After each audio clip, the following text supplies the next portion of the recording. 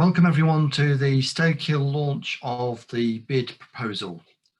I am Ian Ferguson, Strategic and Development Director of Partnerships for Better Business, which manages and develops and supports bids across the UK. We've had the privilege of working with the Stakehill BID Steering Group for the last 18 months, developing the bid plan with the bid ballot papers now out to bid businesses. I'm going to be your host this morning. Although the last 10 months has been a challenging time for all of us, this morning's event aims to look forward to the future of Stakehill at a time when the Greater Manchester Plan proposes significant plans to the area immediately around the estate and potentially impacts on all businesses operating here. And the transport plan has been adopted, which features a metro link to Middleton and a railway stop to the main line on Stakehill.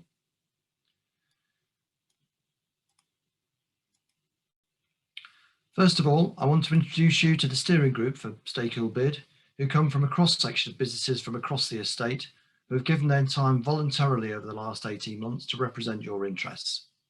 This has been chaired by Martyn Barrow from Mid Communications.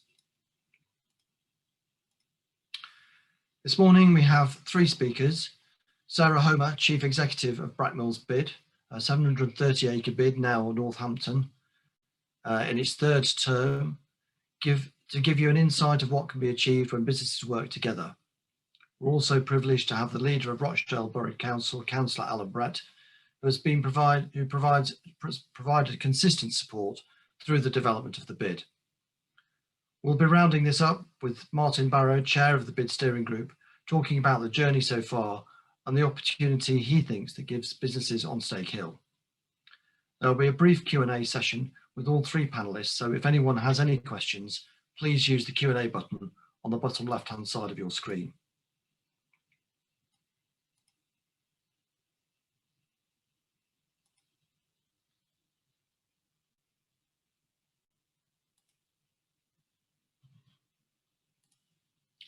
So we're very privileged today. I have with us a business leader who we first met a few years ago at the Brackmills Industrial Estate bid, when she asked, "What is this bid thing all about then?"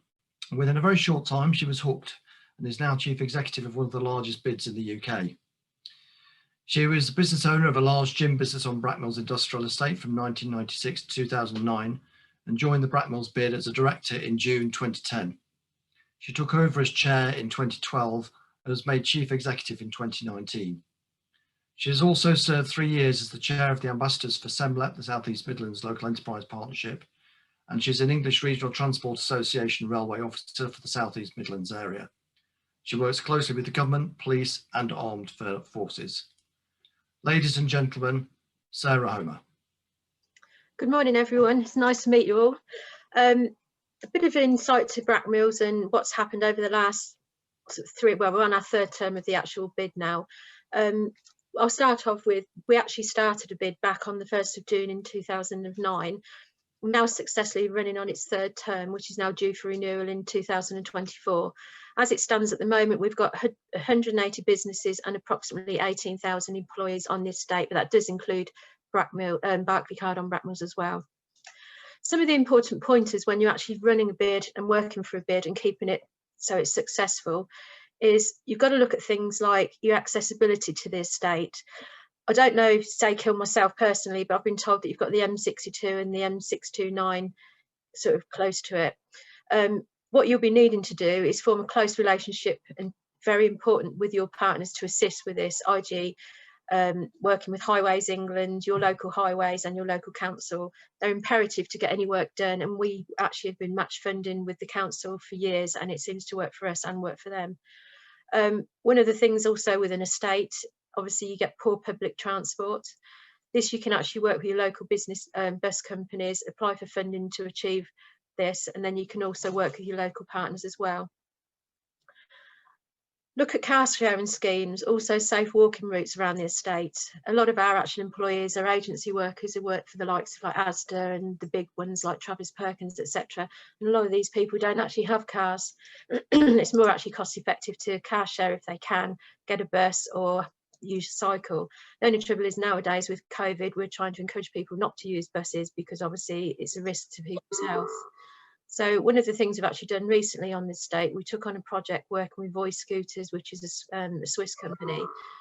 And how that works is people actually pay as you go using them with a credit card, and they set up a scheme. And because you're on a scooter on your own, it's basically you're safe with COVID. This is one of our most cost-effective things which worked this year. Also, in the last couple of years, we've always been crying out to have some amenities on the estate. At the moment, well, back then we just had burger wagons, but over the last few years, we've now got a Costa, a Greggs, a Subway, and a Pizza Hut. Obviously, this stops people leaving the estate, which means they look after their parking space, and it helps on the emissions and also the congestion. Another thing you'll find with running a large estate, obviously security is imperative. What we've got is actually ANPR cameras, auto number plate recognition, and also CCTV cameras on all 3 entrances and exits of the estate. In the event of any theft, damage, crime, everything's picked up, fed straight back to the police, and then we've got a good relationship where I'm actually called, I'm back on site as soon as I can to try and help sort out the problem. Another very important thing you'll need to know is, with you getting any new developments, which you probably are going to have some new developments over the next few years, you've got to be on the ball with this, because there is Section 106 and Silman is available for you to use. These can be used to improve any infrastructure around you, whether it be things to do with broadband, congestion, anything like that. One of the projects I'm working on, which is my passion at the moment, is to reopen a railway line from Brackmills into town centre Northampton.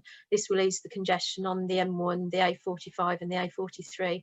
So it's a big win for everybody. So we've got 3 big developments going on at the moment, and hopefully we should be getting some money coming in from there.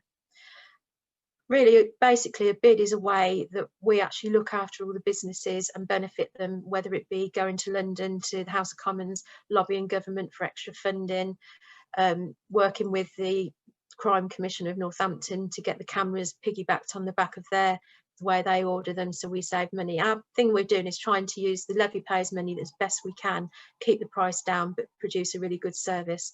We seem to be the person, or am the person, like the fixer, if you like. Anything goes wrong, good or bad, we need to know about it. We can fix it, we can help it, and we're like a business continuity for the whole estate. That's why we work so closely with the police and all our partners. I'm open to questions at the end of this presentation. So thank you very much. Thank you very much, Sarah. We'll be inviting Sarah back again shortly for an opportunity to answer some questions. So as she said, so thank you. I want to introduce you now to someone who has been a steadfast supporter of the Stakehill bid since it started development, Councillor Alan Brett. Councillor Brett started his career in teaching in 1969, having qualified at what is now Hopwood Hall College. He spent 2 years teaching in Uganda and ended his secondary school career in Middleton before going on to South to youth work and then lecturing at universities. First elected to public office on the previous Greater Manchester Council, Alan has been a member of the Labour Party for the last 40 years and has held both senior posts at Rochdale Borough Council, including a short period as leader before becoming leader again 3 years ago. Ladies and gentlemen, leader of Rochdale Council, Councillor Alan Brett. Good morning, everybody, and welcome. Thank you for inviting me again. Can I say I see the council's role as one of a facilitator. In other words, we're there to be used for any help you need. If in coming in contact with our bureaucracy, like planning, etc., you find it problems, then I'm sure that Ian or Alfan will give you my personal email address and even my mobile number, and I'm always willing to help. Things like planning, CCTV, I understand you've already got an arrangement for the bid levy to be collected by the council. And I do welcome your views on the spatial framework, which is due to be relaunched shortly, and it's still the ambitious desire of the council to make sure we have a vibrant and open borough. I was interested to hear what was said by the previous things on the highways agency, etc. I find they're one of the, as a councillor, I found one of the worst agencies to deal with, followed shortly by the Environment Agency, but perhaps just I've had bad experiences with them. But certainly when we were trying to get a ring road off the Kingsway Business Park repaired earlier this year, which we were paying for, they told us we had to wait 14 weeks. Well, I just didn't think that. If we're talking of car hire and things like that, and I know Stakehill well. When I taught in Middleton as a geography teacher, I did a study with my GCSE students to see how the estate worked and what its problems were in those days. And certainly, if you haven't got a car, getting to the farthest points is a long way away. But we have contacts with Enterprise, which is a large car hire things, and I'm willing again to put people in contact with them. And as for scooters, yes, the council has bid to the Department of Transport for a scheme in the borough and to look about how they can be used. Okay, thank you very much, and I hope I've kept within my time. Thank you. Yeah, perfect, Alan. Thank you very much. And we'll be inviting Alan again, back again shortly as well for an opportunity to answer some questions. Finally, I want to introduce you to the chair of the BID Steering Group, Martyn Barrow. Martyn heads up the new business sales and retention team at MID Communications. Martyn and the MID team is passionate about enabling businesses to communicate more effectively. He is also a strong ethos of supporting local charities to make a difference in the community. MID Communications have been residents on the estate for the past 3 years, and 18 months ago he put his hand up, or should I say put his hand up behind his back to volunteer as chairman to support the businesses and their staff here as chair of the BID Steering Group. Ladies and gentlemen, Martyn Barrow. Thank you very much, and thank you everyone for attending and the kind introduction. So yeah, 2019 seems like such a long time ago since we were first involved at the BID. I think because the past year has just been an absolute blur. But yeah, very similar, joining a BID. What's a BID? Was a little bit unsure of what it actually was. I think it was because we've got, you know, a great premises on Stakehill ourselves in Mid-House, that we had the facilities to start hosting some of these meetings, and you know, anything that we can do as a business at MID Communications to help and support our local community and, you know, the towns that we operate in, being an O2 franchise, any towns and that we can help in any way through charities or, you know, our customers, and you know, we always put our hand up and look at how we can get involved and give back a little bit. So, you know, finding out a little bit about the BID and what that was, and then going to, you know, being a part of the steering group, that was initially it. And then, like Ian said, you know, hand behind the back. Yes, so you're now chairing it. So, but no, it's been an enjoyable journey. Opened up my eyes a little bit around the estate and what was going on, because, you know, we're only fairly new residents, but, you know, we do see that there's an opportunity to improve.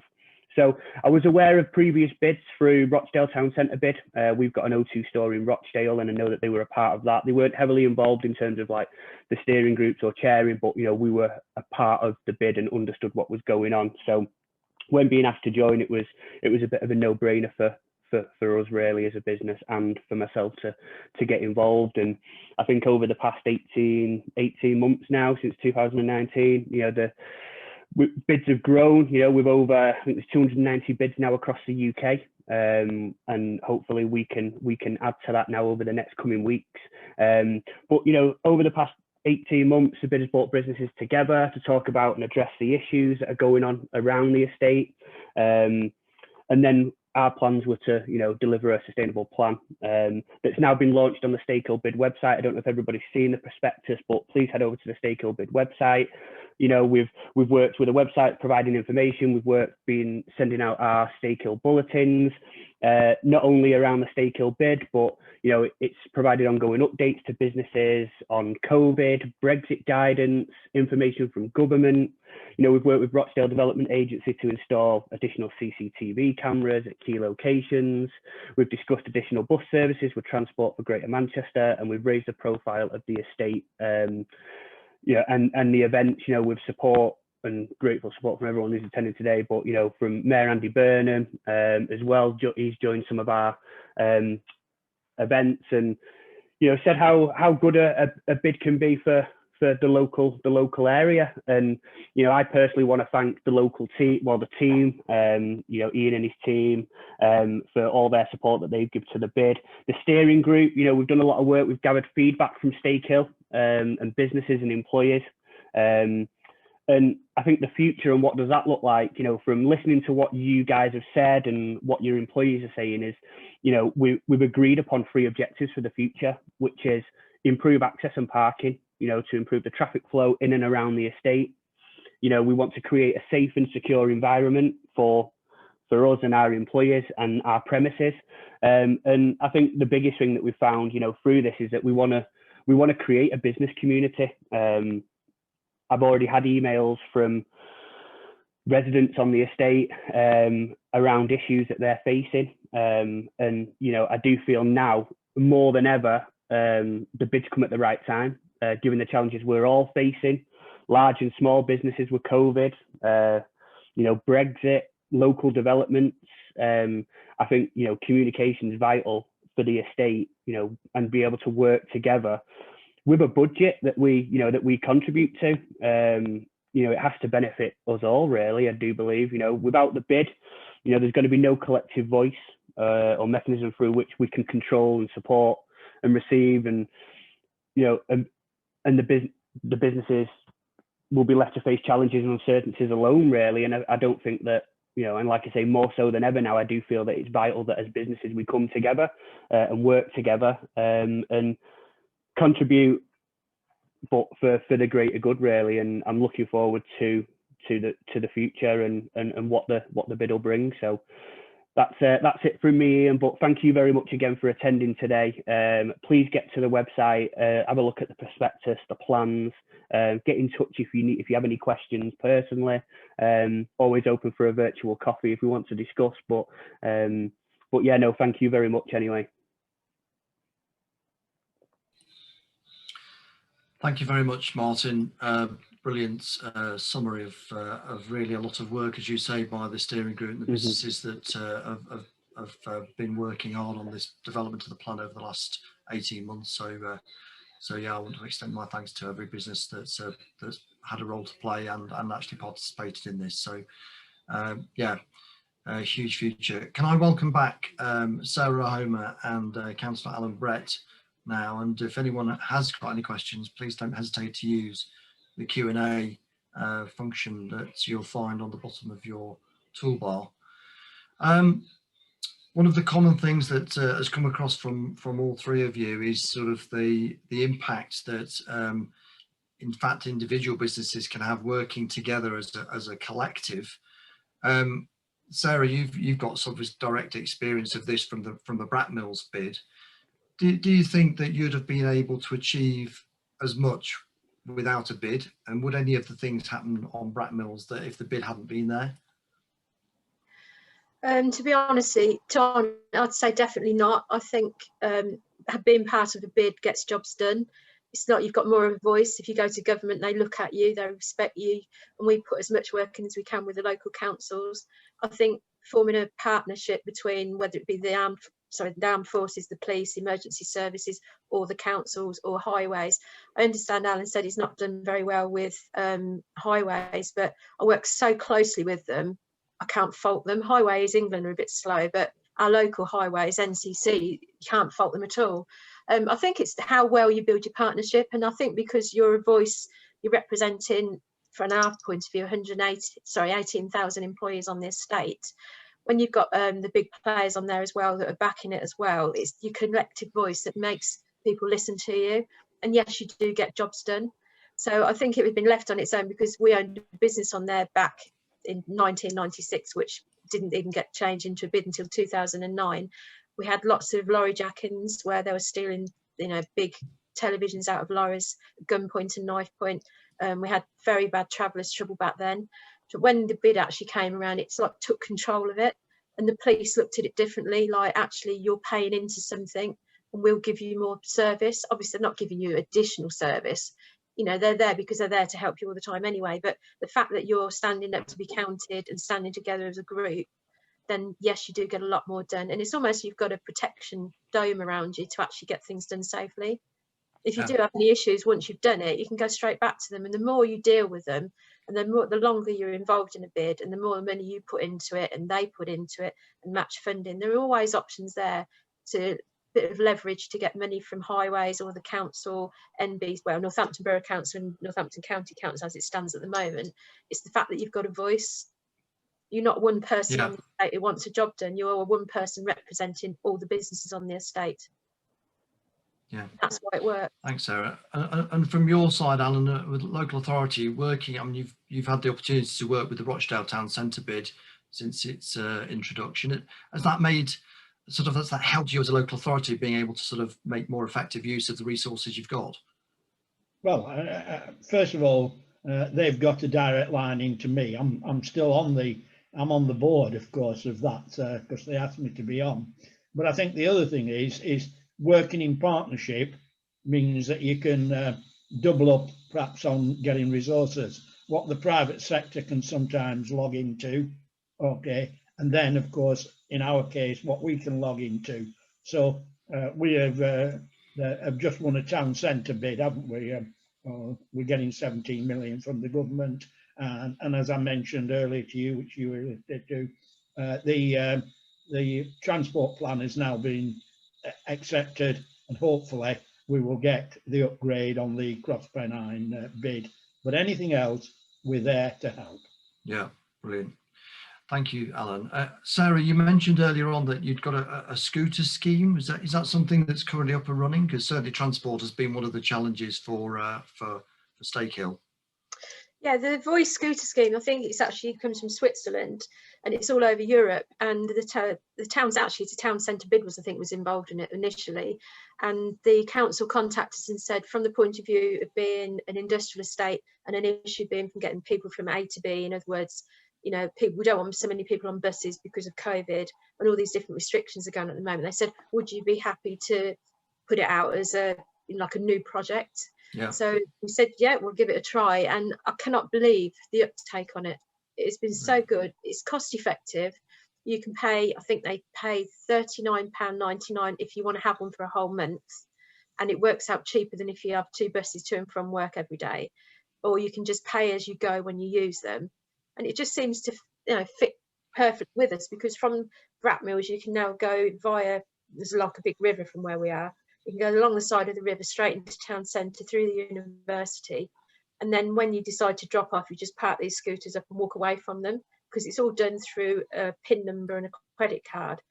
And I was very sceptical, probably a bit old, long in the tooth. I thought it'd never work, and the take-up has been phenomenal. It's really, really impressive. So yeah, it does work. Sounds really exciting. Martyn, you were saying earlier, sort of one of the challenges for Stakehill is transport and access. What are your hopes in terms of trying to get better access for people working on Stakehill? I think for the bus service, of course, I think it's quite a big estate. We're quite fortunate. We're literally on the estate and we're right there. But listen to some of the challenges that employees have. Going to the back end of the estate, there's some real challenges there, especially in winter months. So no bus service, or very limited bus service, and not matching up with the shift patterns that other businesses operate, and especially at peak times where businesses have had to put on their own transport for employees, and and even the surrounding area of Stakehill, it's residential and between Middleton and as we go towards that way, and I do think it will open up more opportunities for local residents for working on the estate as well, that and surrounding areas to get a bus onto the estate. So that for me would be a big one. And even we're the first one, and signage, and working with that, we're the first. Everyone knocks on our door to ask for directions, and because there isn't a bus that can take them down to the end of the estate. So we have people that are walking from the roundabout, and then they have to walk to the end of the estate, and I wouldn't want to do that walk. I've drove around it. So bus services, working with the local authorities to work with that, really. And then even security access, being able to look at whether it's not necessarily ANPR, but how do we work on two-pronged, the access, but also security at the same time. So there's plenty of things that we can look at for the estate. Yeah. I mean, certainly transport's been one of the key issues. Yeah, Sarah, go on. Yeah, can I jump in there? I just picked up on two things that you just said. One of them, you were saying about buses. I work very closely with 2 or 3 different bus companies in Northamptonshire, and I'll go and sit down with them after I've spoken to all the different businesses and find out the shift patterns, because some businesses work all through the night. So we've tended to worked it that we can actually put buses on to pretty much cater for everybody. If they're slightly different, then some people have been prepared to move slightly to fit in with the bus service. So that's one bonus which you can do, and it does work. And then the other big thing I picked up on, you said about winter when the weather's bad. What we do is we actually pay £25,000 to the Highways Agency and to the Borough Council for actually extra additional winter gritting. So that money gets spent on the main big routes around the estate, but then also it takes it into places that never see grit. So our theory behind it is, if we've got the main route gritted heavily, the grit will stick to the lorries and to the cars, and then when they go on the inside of the estate, then it'll actually put the grit down further. And depending on how bad the weather is here, they do a type 1 gritting and a type 2 gritting, depending on the severity of it. And that is one of our biggest things on a renewal, that if we were to say, all right, we want to go for renewal, but we're not actually going to gritting anymore, they would probably throw the book at us. That is the one thing that seems to be the most important things to keep the bid run, keep the actual estate running safely and effectively. So gritting and security are the top things that come up. Yeah. And can I just check then with you, Ian, yes, and Martyn, whether we do grit the estate, and if not, if you send me an email, we'll see if we can do something about that, because and of course there's different levels of gritting, and I think we're probably, as a borough, a bit higher up and a bit further north than Bracknell, so we get some different weather, and I get informed every day where we're gritting, well, what type of gritting. But if we're not, don't wait for the bid, get on to me tomorrow or tonight, or as soon as. And this is, and this is where I do feel, it is that the business community is so important, and businesses talking, because I necessarily won't understand what's going on at the back of the estate and vice versa, well, for that element and, the challenges that businesses face. So yes, I do feel, it's very important for a business community to share these issues. And then, like you say, the bid gives us that direct angle straight up, doesn't it, to talk about them. So. Yeah. And I think it's a really good point, actually, Martyn, the fact that even during the development, actually this whole process has started to bring businesses together.